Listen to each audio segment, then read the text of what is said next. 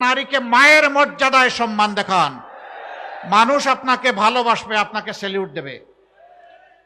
আমি বলে দিতে চাই, আমাদের জীবনের চেয়ে মায়েদের ইজ্জতের মূল্য আমাদের কাছে অনেক বেশি।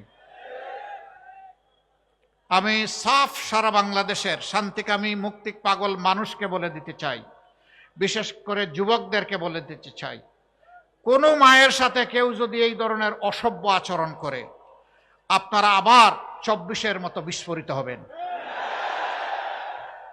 বলবেন জীবন দিব কিন্তু মায়ের মর্যাদা দেব না, কাউকে না মায়ের মর্যাদা নিয়ে টান দিতে দেব না, জীবনের বিনিময়ে হলেও মায়ের মর্যাদা রক্ষা করব। যারা মাদেরকে নিয়ে এইরকম অপমান করেন, এদেশের অর্ধেক হচ্ছেন আমাদের মায়ের সমাজ, তারা কিভাবে আশা করেন সেই মায়েরা তাদেরকে সমর্থন দেবে?